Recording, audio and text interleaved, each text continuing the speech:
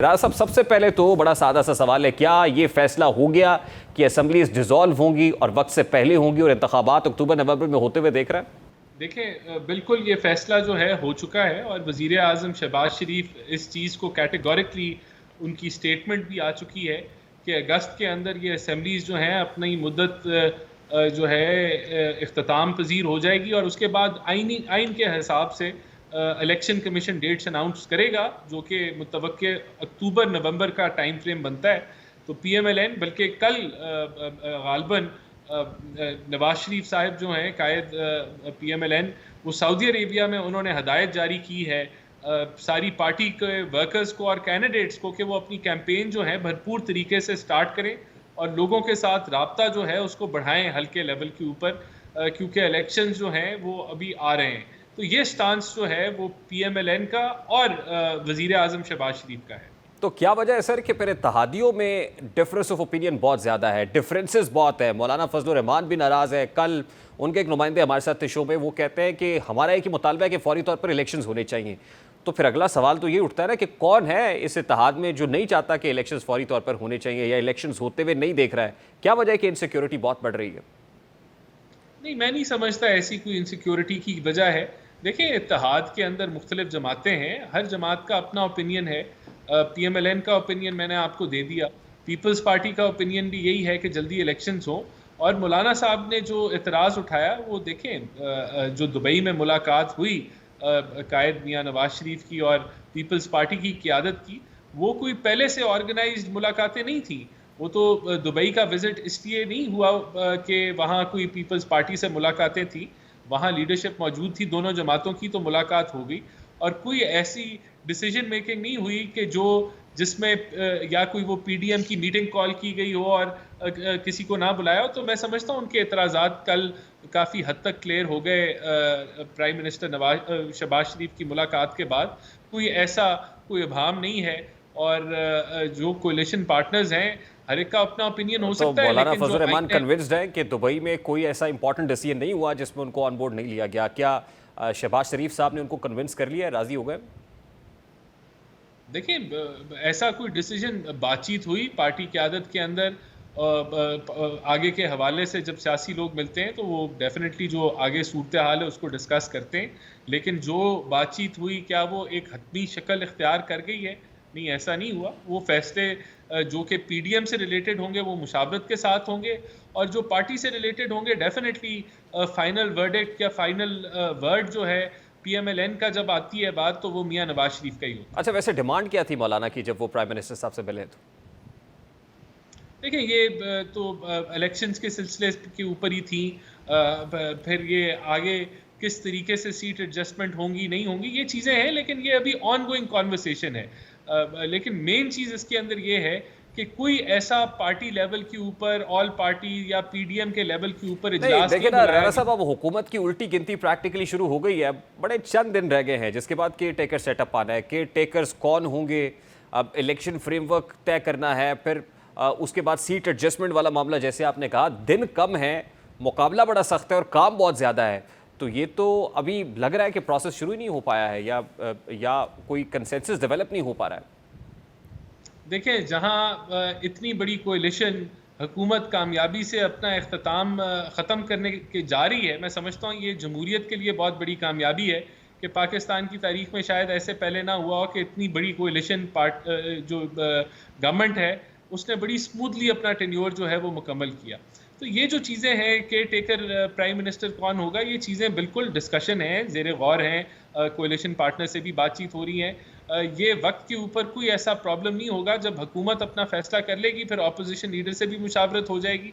अब डेफिनेटली जब हुकूमत इख्तिताम पे अच्छा, होगी वैसे और फ्रैंकली स्पीकिंग राणा साहब, ये फैसला हुकूमत नहीं कर रहा है केयर टेकर प्राइम मिनिस्टर के नहीं, लिए?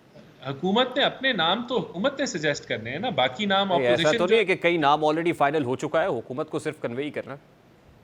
नहीं, मैं नहीं समझता। देखें, डेफिनेटली कंसल्टेशन होगी और जितने भी स्टेक होल्डर्स गवर्नमेंट में हैं, कोalition के हिस्से में हैं, उनसे मुशावरत होगी, फिर ऑपोजिशन लीडर से मुशावरत होगी और फिर जो है वो नाम फाइनल हो जाएगा। अब देखिए, अभी तक हम मौलाना की बात कर रहे हैं। मैं अगर पीपल्स पार्टी की बात करूं तो जीबी के फ्रंट पे पीपल्स पार्टी ने जो सीएम के कैंडिडेट्स थे या अपने लोग थे वो भी हटा लिए, पीछे कर लिए, और उसके बाद जो अदम एतमाद की तहरीक थी वो भी वापस ले ली। तो मामला तो उधर भी इतने सीधे नहीं है।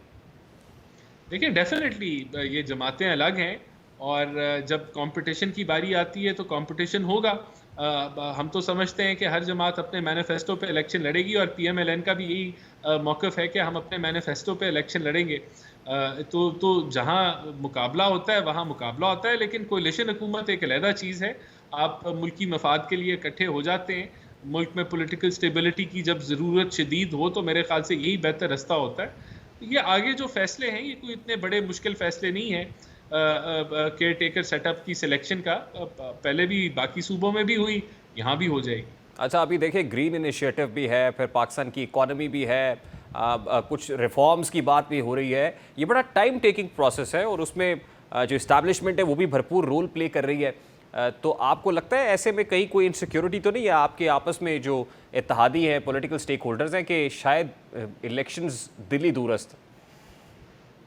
नहीं, देखिए मैं समझता हूँ कि ये इकोनॉमिकली एक सेंसिबल फैसला होगा कि इलेक्शंस अपने टाइम पे हों, बर वक्त हों, अक्टूबर नवंबर में हों, क्योंकि जो भी हुकूमत आएगी वो अपनी माशी प्लान फ़ौरन लॉन्च कर सकती है। और अभी आप एक स्टैंड बाय एग्रीमेंट में हैं, जिसको पूरा करना बड़ा ज़रूरी है। उसके बाद मुमकिना तौर पे एक आप एक्सटेंडेड फंड फैसिलिटी में जाएंगे, जहां आप स्ट्रक्चरल रिफॉर्म्स की तरफ एक आपको टाइम फ्रेम मिल जाएगा कि आप 2-3 सालों में स्ट्रक्चरल रिफॉर्म्स कर लें।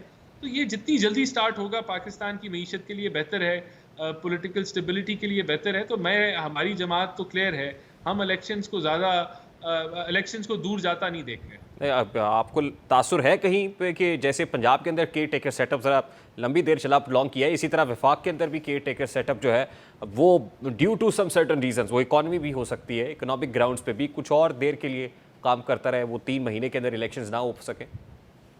देखें, ये जो असेंबलियां डिसॉल्व की गई केपीके की और पंजाब की, ये तो बदनीयती के ऊपर मबनी था, और इलेक्शंस ज़बरदस्ती इन्फोर्स कराने की कोशिश थी, और एक गलत फैसले, गैर आइनी फैसले जो 63A की तशरीह के तहत ये सारा मामला जो है इस तरफ बढ़ा। देखिए, ये कंसेंसस तो पहले ही जमातों में है कि इलेक्शन इकट्ठे होने चाहिए, एक साथ होने चाहिए, और अब अपने वक्त पे होने चाहिए। नहीं, लेकिन असम्बलीज ये तय हो गया कि यहाँ डिसॉल्व भी होंगी। राजा साहब, ये तय हो गया कि असम्बलीज जी, डिसॉल्व की जाएंगी, भले एक दिन पहले या 1 घंटा पहले डिसॉल्व की जाए, ये तय है कि डिसॉल्व ही करेंगे और कोशिश करेंगे कि 90 रोज का मेरे टाइम ख्याल लो। से मेरे ख्याल से 90 रोज़ का ही टाइम लिया जाएगा। और ये इसमें ये है कि अच्छी तैयारी करने का वक्त मिल जाएगा सारी जमातों को। तो यही इसके चांसेस जो हैं वो इम्कानात सबसे ज़्यादा है। अच्छा, ये खबर भी आ रही थी कि इस्तेहकाम पाकिस्तान पार्टी ने या जहांगीर तरीन ने नून लीग से 30 सीटें मांगी हैं और फिर नून लीग 5 सीटें देने पर राजी है, लेकिन इस पर कोई डेडलॉक बरकरार है। क्या ये खबर दुरुस्त है? देखिए, डेफिनेटली बहुत सारी जमातों की ख्वाहिश है कि उनको सीट एडजस्टमेंट जो है वो पीएमएलएन पंजाब में दे दे। और इसके ऊपर लेकिन हम समझते हैं कि हमें अपनी जमात के वो लोग जो जमात के साथ बड़ा अरसा दराज से खड़े हुए हैं उनको साथ लेके चलना चाहिए है। और पीएमएलएन को सीट एडजस्टमेंट की ज़रूरत नहीं है पंजाब के अंदर। तो ये इसके इम्कानात बहुत कम है कि सीट एडजस्टमेंट जो है वो जमात किसी भी जमात के साथ होंगी। और आप सही कह रहे हैं कि मुख्तलिफ दीगर जमातों की ये ख्वाहिश है, कोलिशन पार्टनर्स के भी जमातें कुछ उसमें शामिल हैं जिनकी ऐसी डिमांड्स हैं, लेकिन मेरा नहीं ख्याल पीएमएलएन ऐसा करेगी। अच्छा राणा साहब, नून लीग के से मुताल्लिक ये शुकूक व शुबहात बढ़ रहे हैं, सवाल भी किया जा रहा है कि आपने तो एक कैंपेन की थी वोट को इज्जत दो, और आपने सिविलियन सुप्रीमेसी के लिए ही पीडीएम भी बनाई थी और उसमें एक स्ट्रगल भी की थी। उसके बाद अब आपकी अपनी हुकूमत में दिखाई ये दे रहा है कि हुकूमत पीछे है और हुकूमत को कोई और काम करके दे रहा है, यानी इकॉनमी के लिए भी मुख्तदर हलकों को, इदारे को काम करना पड़ रहा है। और शहबाज शरीफ साहब बार बार chief of the army staff को प्रेज़ भी कर रहे हैं, तारीफ़ भी कर रहे हैं। वो IMF का मामला हो, सऊदी अरेबिया से $2 अरब लेके देने का मामला हो, फिर ज़रूरी इनकलाब से मुताल्लिक जो इनिशिएटिव्स है वो हों, तो अल्टीमेटली तो हुकूमत की इस पर इनकॉम्पिटेंसी ज़ाहिर नहीं होती सर, माजरत के साथ? देखिए, अगर SIFC की आप बात कर रहे हैं तो वहाँ देखें जो हमारी सिक्योरिटी एजेंसीज़ हैं और डिफेंस है उसके से बहुत सारी आपको एनओसीज़ दरकार होते हैं और वो स्टेक होल्डर हैं पाकिस्तान की सिक्योरिटी का, और जब इन्वेस्टमेंट पाकिस्तान में आती है तो उसके अंदर सिक्योरिटी का आंसर जो है वो पहलू बड़ा इम्पोर्टेंट होता है, तो उस लिहाज से वो उसका हिस्सा है। और मैं समझता हूँ कि अब जो आईनी रोल उनका है उसके अंदर उसके मुताबिक सारे मामलात हो रहे हैं, अब कोई मैं एक्स्ट्रा। आपसे सवाल इसलिए पूछ रहा हूँ कि कल जब आप इंतखाबी मैदान में उतरेंगे, अपनी कॉन्स्टिट्यूंसीज में कॉन्स्टिट्यूएंट से जाके मिलेंगे, तो वो सवाल तो करेंगे आपसे। देखिए, हम कोई ऐसा गैर आईनी काम उनसे नहीं ले रहे कि जो जो आईनी तौर पे वो ना कर सकते हों। तो वो गवर्नमेंट का हिस्सा हैं, और अगर गवर्नमेंट को ज़रूरत वो महसूस करती है कि हमें जो है इनकी ज़रूरत है, किसी अगर बेशक इन्वेस्टमेंट फैसिलिटेशन काउंसिल हो या कोई और दीगर मामलात हों, तो इसमें कोई कबाहत नहीं है। लेकिन अगर आप उनसे गैर आईनी कोई काम करवाएं, जैसे आप सियासत के अंदर पार्लियामेंट के नंबर उनसे पूरे करवाएं, और तो वो गलत है। बाकी देखें, जो 9 मई का वाक़या है उसके बाद एक एहतसाब का अमल जारी है, और अगर इस एहतसाब को हम मिक्स करना चाहें कि ये कोई जो है सप्रेशन हो रही है या कोई टारगेटिंग हो रही है, तो मैं समझता हूँ ऐसा बिल्कुल गलत होगा। 9 मई को एक भयानक वाक़या हुआ पाकिस्तान के अंदर, एक टारगेटेड प्लानिंग के तहत और एक मुनज़्ज़म तरीके से जो है एक वारदात ठीक, की, एक रारा हमला। रारा साहब देखिए, मैं जो आपसे जानना चाह रहा हूँ कि आपका एक पॉपुलर नैरेटिव था ना आपके पास, वोट को इज्जत दो, या वो वो आज एंटी भी एग्जिस्ट एस्टैब्लिशमेंट में करता पॉपुलर होता है। अब जब है, आप वो में आज। अब जब आप सियासी मैदान में या इंतखाबी मैदान में उतरेंगे, तो इसी बयानिए के साथ उतरेंगे, या कोई नया पॉलिटिकल नैरेटिव आपने बना लिया है? देखें, वोट को इज्जत दो का नारे का मतलब था कि जो इस्टेब्लिशमेंट है वो मुदाखलत सियासी मामलात में ना करें, वो अपना जो आईनी रोल है उसके तहत काम करें। तो वो नैरेटिव आज भी एग्जिस्ट करता है।